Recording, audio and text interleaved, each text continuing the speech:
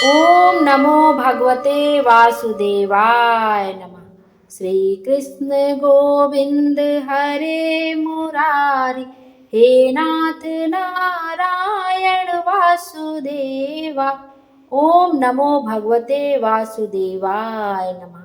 आप सभी कमेंट में ओम नमो भगवते वासुदेवाय नमः अवश्य लिखिएगा। मैं हूँ ज्योति और आपका अपने चैनल शुभ कथा में स्वागत है। आइए आज के वीडियो में हम देखेंगे बैसाख अमावस्या का व्रत किस दिन रखा जाएगा, पूजा का शुभ मुहूर्त कब से कब तक है, इस दिन कौन कौन से शुभ योग बन रहे हैं। सनातन धर्म में अमावस्या तिथि को बेहद महत्वपूर्ण माना जाता है। इस तिथि पर भगवान विष्णु और पितरों की पूजा अर्चना करने का विधान है।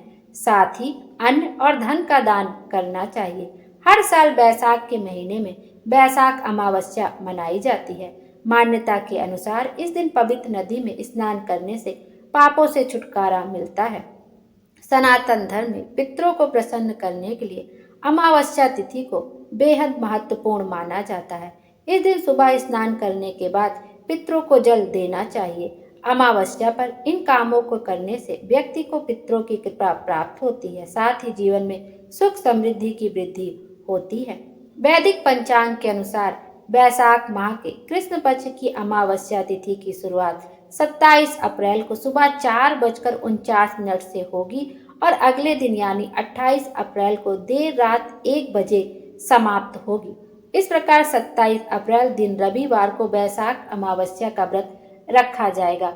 आपका जो पूजा का शुभ मुहूर्त है वो है आपका पहला ब्रह्म मुहूर्त सुबह 4:17 से लेकर 5 बजे तक। फिर विजय मुहूर्त है आपका दोपहर में 2:31 से लेकर 3:23 तक।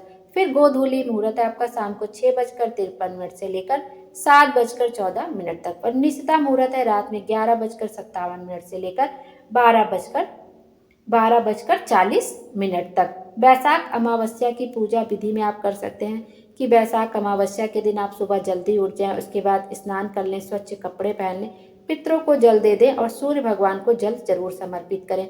दीपक जलाकर भगवान विष्णु की पूजा अर्चना करें। भोजन, कपड़े और तिल का भी आप दान कर सकते हैं। पितृ मंत्र का जाप कर सकते हैं और जीवन में सुख शांति के लिए भगवान से आप प्रार्थना कर सकते हैं। बैसाख अमावस्या के कुछ उपाय भी होते हैं, जैसे पितरों को प्रसन्न करने के लिए बैसाख अमावस्या के दिन जल में थोड़ा सा काला तिल डालकर महादेव को चढ़ाने से, भगवान शिव को चढ़ाने से आपकी सभी मनोकामनाएं पूर्ण होती हैं और इस उपाय के करने से महादेव और पितृ प्रसन्न होते हैं और रुके हुए काम जल्दी पूरे हो जाते हैं। जिनकी कुंडली में शनि दोष होता है वो बैसाख अमावस्या के काले तिल का दान अवश्य करें। ऐसा माना जाता है कि इस उपाय को करने से कुंडली में अशुभ प्रभाव दूर होता है और जीवन में कोई समस्या नहीं आती। आइए देखते हैं इस बार बैसाख अमावस्या पर कौन कौन से शुभ योग बन रहे हैं।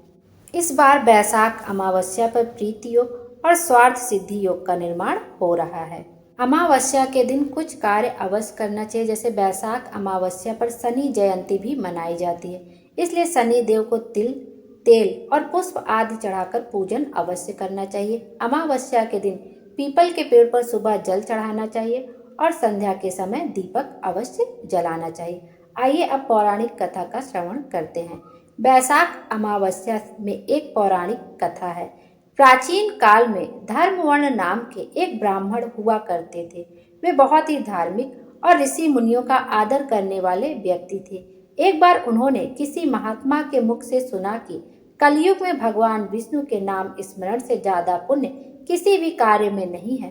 धर्मवर्ण ने इस बात को आत्मसात कर लिया और सांसारिक जीवन छोड़कर संन्यास लेकर भ्रमण करने लगे। एक दिन घूमते हुए वे पितृलोक में पहुंचे। वहां धर्मवर्ण के पितर बहुत कष्ट में थे। पितरों ने उन्हें बताया कि उनकी ऐसी हालत तुम्हारे संन्यास के कारण हुई है, क्योंकि अब उनके लिए पिंडदान करने वाला कोई शेष नहीं है।